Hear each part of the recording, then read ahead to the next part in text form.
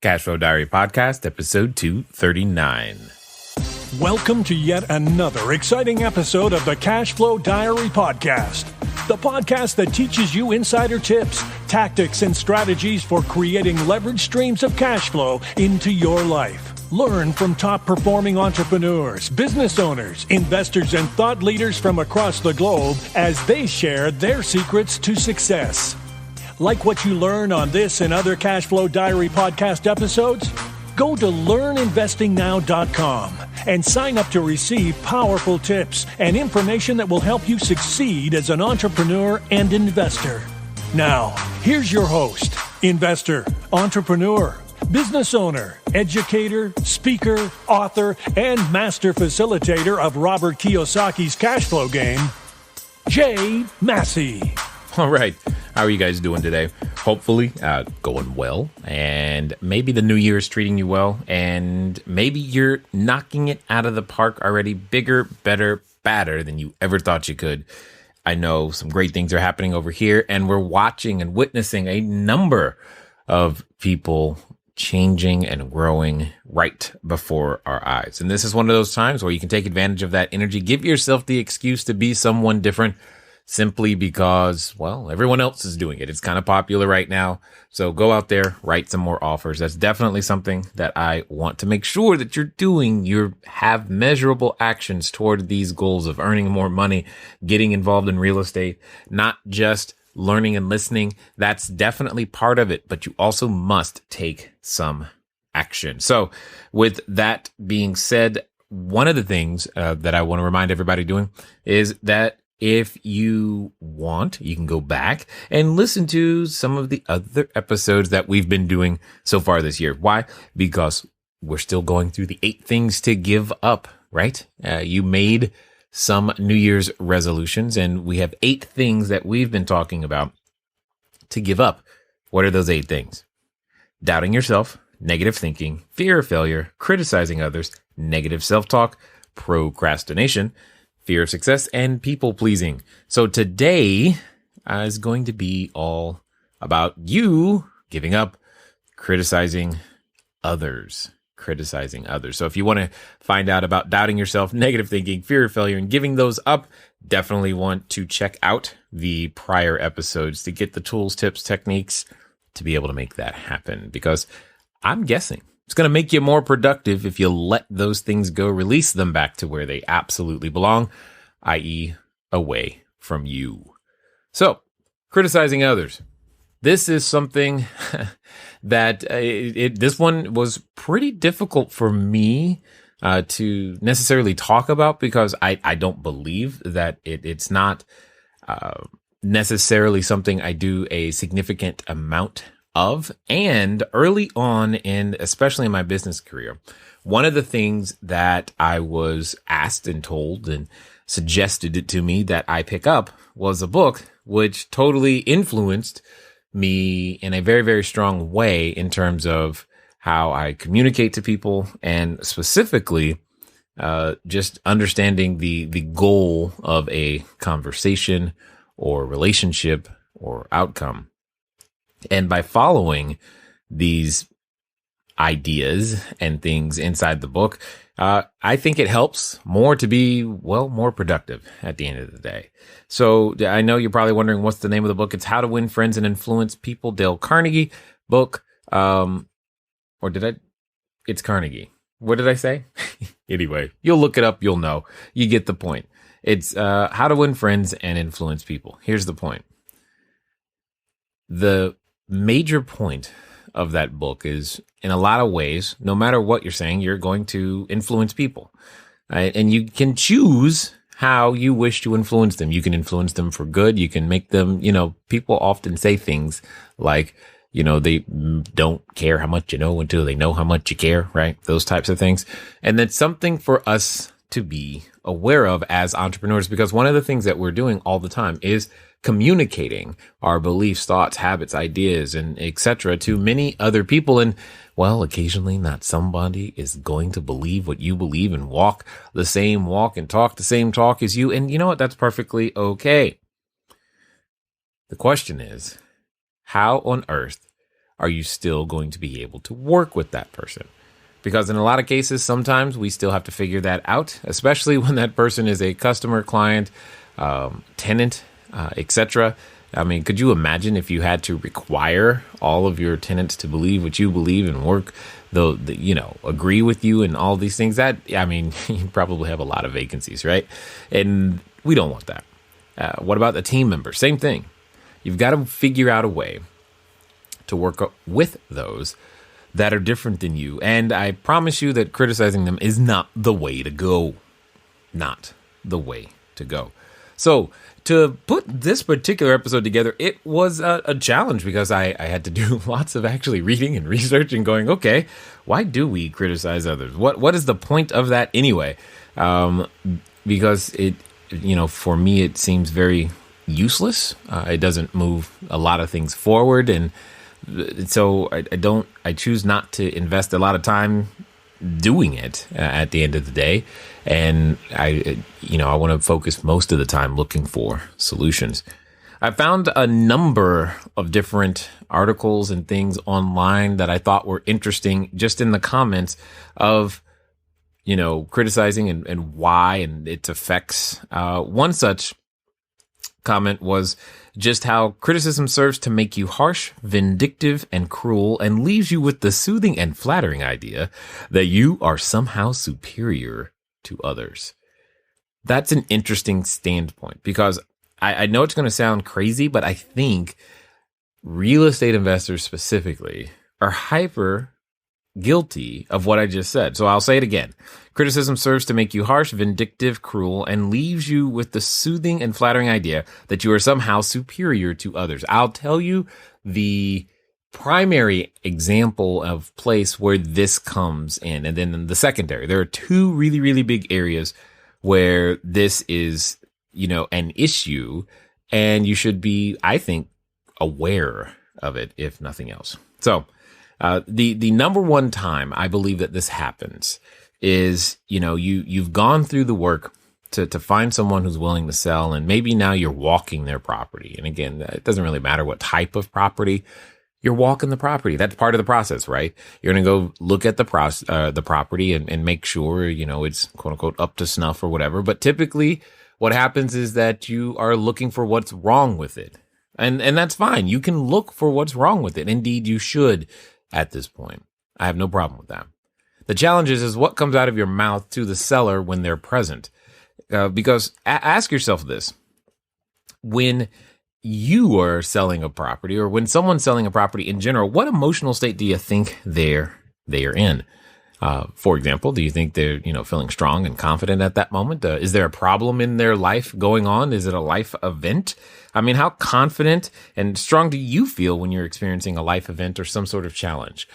And the thing to really hone in on is that at that moment, they may not feel very confident or strong and possibly even so far as to say weak because they're having to sell this property.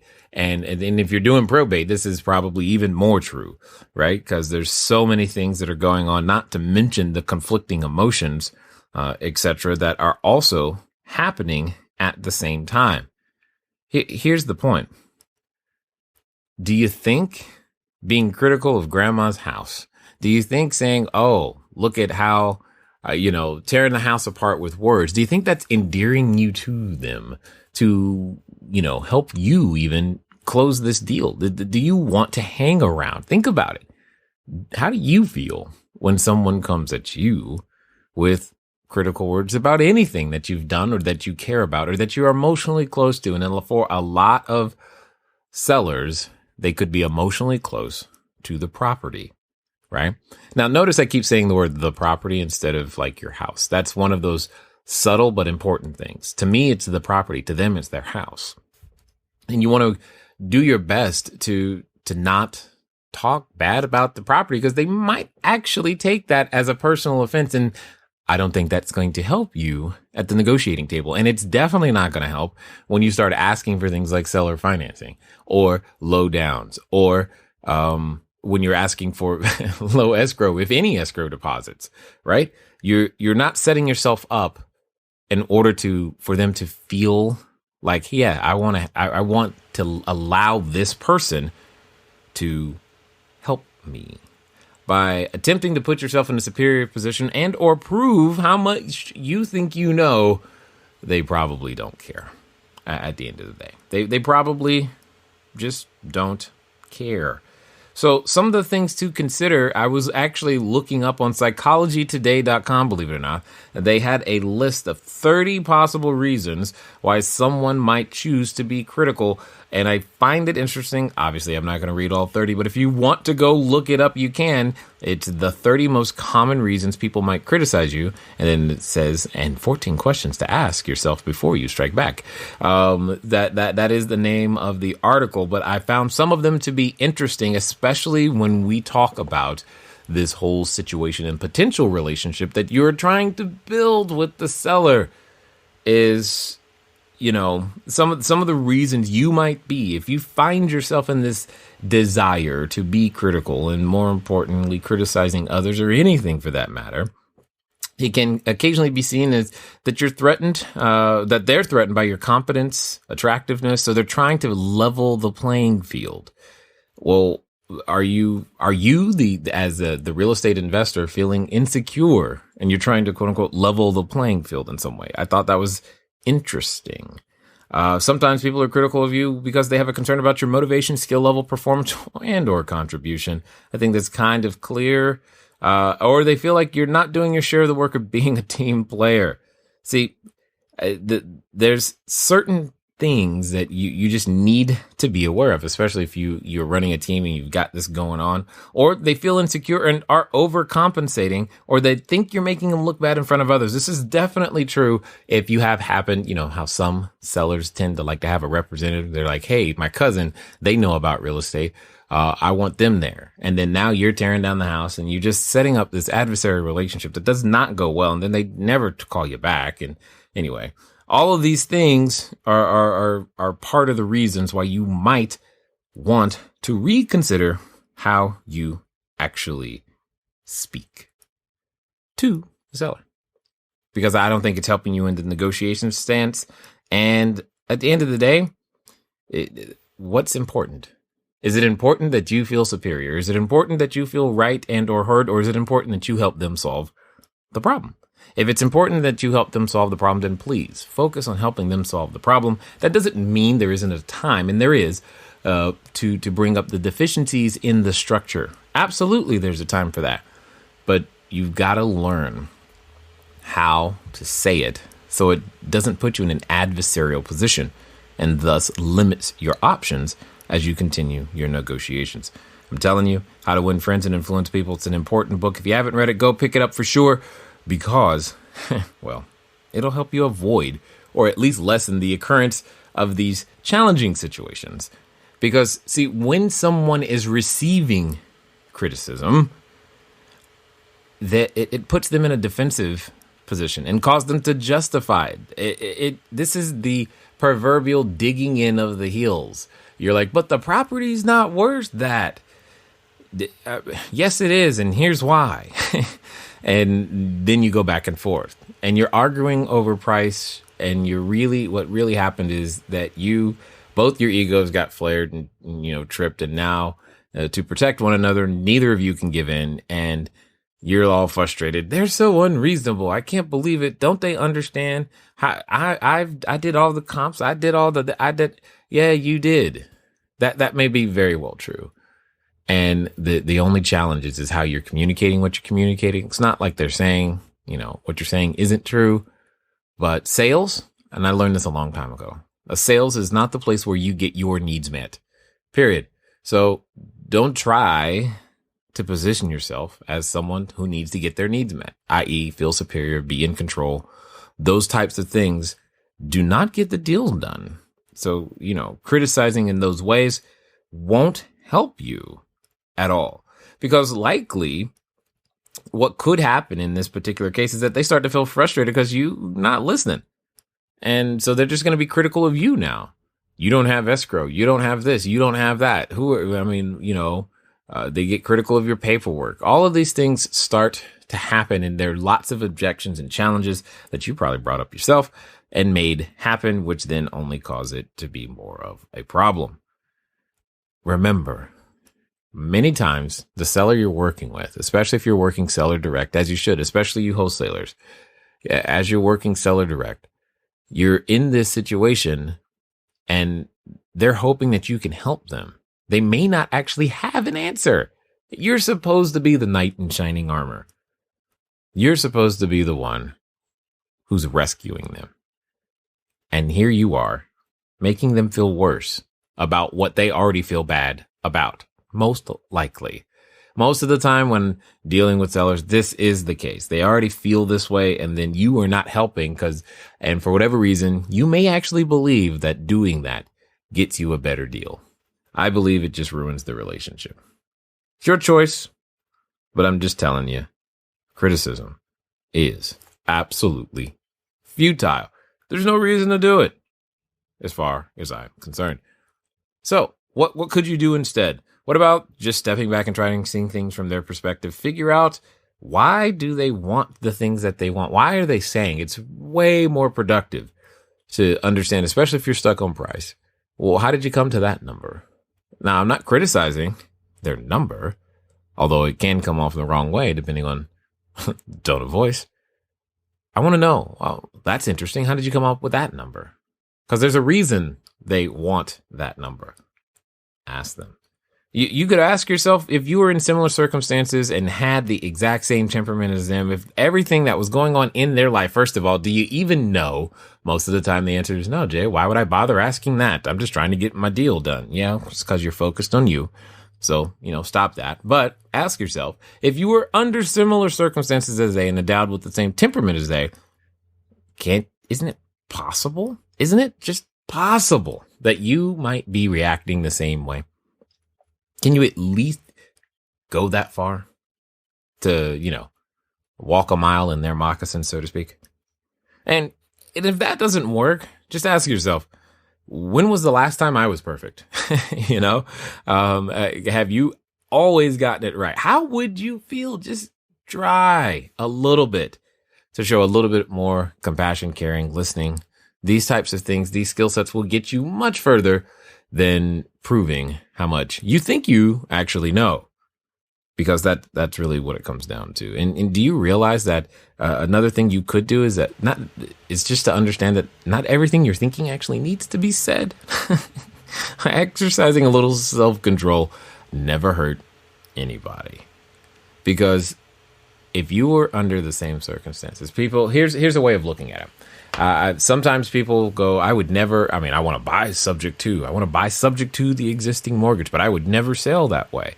Well, I disagree strongly, because if you were in that position, if life situation was what it was, and that was the only way you could get rid of it, rid of your pain, you would do it, because you would choose to alleviate the pain. When the pain's big enough, often we decide with different centers of our brain, different pieces of our brain, we make decisions that we might not have otherwise made. The point is, you're looking for relief, and someone comes to you with something that is subject to, even though you understand that you're still going to be responsible for the debt and they're going to be on title and all these other things, you would do it if the pain was bad enough. And your seller, the very person whose house, you know what?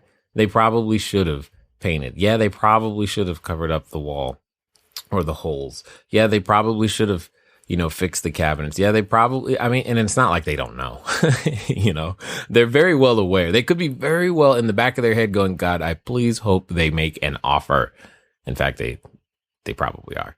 I hope they make an offer. I hope they don't see all the things that are wrong and they can make an offer, because I need this property sold, is often a common thing going through their mind. But are you brave enough to ask and find that out and actually come alongside them and help them solve their problem? Why are you expecting them to be perfect? I don't know. Criticizing other people doesn't help, because no one's perfect. Not even you. Yes, you arguing with me in your head right now. Yes, you. That little voice that's saying, you don't know me. You're right. I don't know your name, but I know this. No human is perfect. not even you. So give them a break too. Whomever you were talking to, not just your seller, maybe it's your spouse, whatever it is. Criticizing others isn't going to get you to the goal. You're trying to have a great relationship with somebody. I promise you, criticizing them is likely the worst thing you could do. See, one of the things you could do instead is to try to take responsibility for it. And a way you can do this in negotiations, which I think is awesome because it often gets you exactly what you're looking for, is, let's say there's some deferred maintenance, or maybe there's, something that the seller should have fixed, an electrical problem. It doesn't really matter what it is. There's something that's like, I see a big problem here. And you're thinking, man, that's going to cost me a lot of money to fix. And, they already want too much money for this house. All right, so let's get a little bit more creative. So here's a very, very simple strategy. Very simple, hyper simple. Anybody can do it. You can do it, and it will get you a better deal. So, and frequently this is, like my common go-to. When you see something like that, it's like, cool. And we're ask them again, things like, hi, what was the price? Or what were you looking to get? Okay, and how did you get to that number? Okay, so here's what I'm thinking. I think we can get you to that number, but here's my challenge.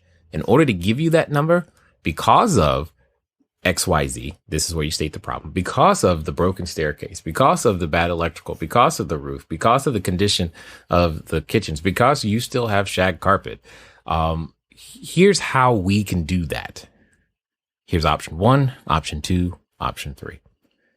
And then you give them option 1, 2, and 3. So did you hear how I did that? I didn't actually say, oh man, look at that rug. That sucks. I'm not going to be able to pay you what you want. I didn't do that. They know the rug is bad. That's not a secret. They just took you by it. Right.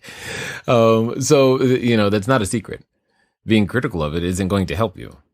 But yes, it's a challenge that needs to be addressed. Okay, cool. So find out what it is, remind them of what it is that they're asking for, figure out a way to get to there, and let them know, okay, cool. Here's how we can do that together. Option 1, option 2, and option 3. And what it comes down to is that when you do that, you end up in a better position. They don't hate you. And you actually come off as a person who might have been trying to help them. Like I said, I think there are many opportunities for real estate investors to specifically be guilty of this critical nature thing and being critical of others. Now, I said there were 2. The other is inside of the lending / commercial space, because it's just like you can feel at times that there are times like you have to pass this bar with this lender or with commercial realtors, inspectors, and all these other things. And just understand they're humans too. There's no sense when you're on the receiving end of that criticism. Hey, you don't know what went on their day. I'm just also asking you not to be on the giving end as well.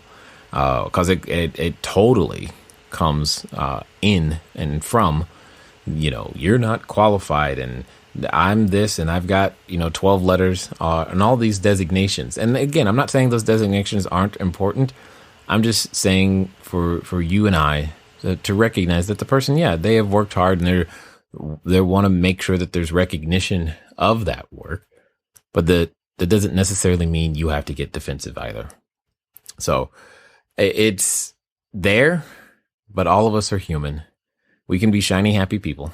We can figure this thing out if we just take it one step at a time. Just understand that we're influencing people. So I said it before, I'll say it again. Go get the book, How to Win Friends and Influence People. Read it cover to cover. Just implement it. Make it a part of you in every way, shape, or form. And just understand criticism is super, super futile. By the way, one of the best critics of you is, you.